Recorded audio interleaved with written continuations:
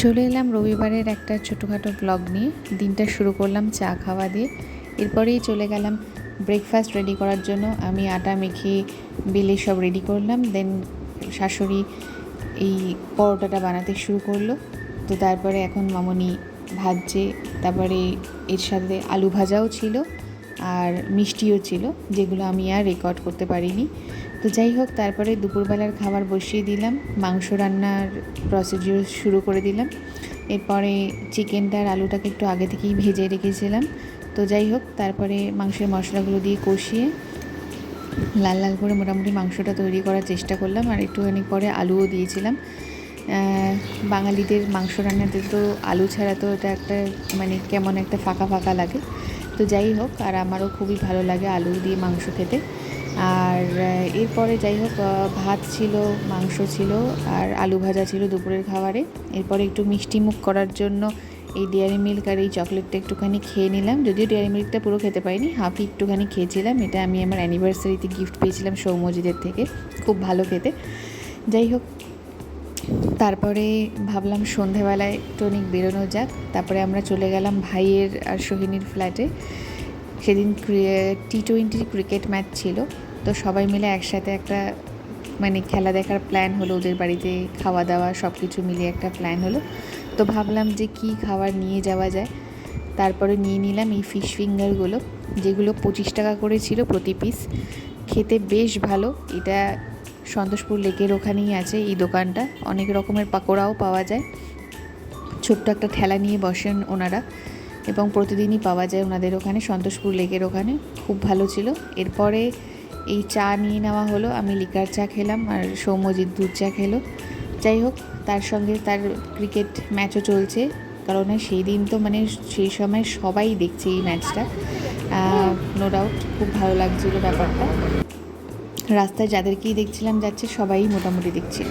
যাই হোক, করতে করতে চলে এলাম ভাইদের ফ্ল্যাটে। তারপরে সবাই মানে তখন অলরেডি ক্রিকেট ম্যাচ দেখতে শুরু করেই দিয়েছে। আমরা তখন জাস্ট লিফটটা দিয়ে উঠছি। এরপরে গিয়েই জাস্ট সেই মোমেন্টটা শুরু হবে। এরপরে নিয়ে নিলাম আমরা ফিশ ফিঙ্গারগুলো। তারপরে আরও ছিল, চিকেন পাকোড়াও ছিল, সেটা রেকর্ড করা হয়নি। এখন সবাই মিলে মোটামুটি বসে জমিয়ে খাওয়া দাওয়া চলছে আর ক্রিকেট ম্যাচ দেখা চলছে। মানে এই যে মজাটা, এইটা একটা দারুণ ব্যাপার। তারপর আমি ভাবলাম ওদের বাড়ির একটুখানি বারান্দার দিকে যাই। ভীষণ সুন্দর লাগে, যদিও এখানে কোনো আলো ছিল না, অন্ধকারেই আমি ছিলাম, বাট খুব সুন্দর লাগে। এত সুন্দর হালকা হালকা হাওয়া দিচ্ছে আর খুবই ভালো লাগে, খুব রিফ্রেশিং।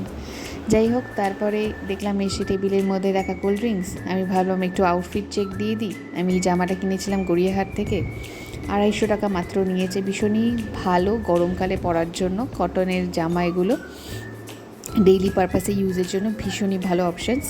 তো যাই হোক, এগুলো নিয়ে আমি একটু ভাবলাম একটু ভিডিও করে তারপরে আবার আমি এসে বসলাম টিভির সামনে। এবারে দিয়ে একটু চিপস নিয়ে বসলাম। এবারে তো চিপস নিয়ে বসতে বসতে একসাথে সবার সাথে খাওয়া দাওয়াও চলছে আর ক্রিকেট ম্যাচ দেখাও চলছে। এই ফিলিংটা বেশ ভালো ছিল, কারণ আমার সচরাচর এরকম সুযোগই হয় না দেখার। যাই হোক, আর তারপরে ছিল সোহিনীও আমার পাশে, ওর সাথে একটু গল্প আড্ডা, ফটো তোলা, ভিডিও তোলা, তার সঙ্গে খেলা দেখা, একসাথে সবই চলছিল একসাথে। আর এখানে তোমরা দেখতেই পাচ্ছ সবাই এখন রিল্যাক্স মোডে জাস্ট এনজয় করে যাচ্ছে ক্রিকেট খেলাটা। আর সেই সময় সবাই খুবই উদগ্রীব।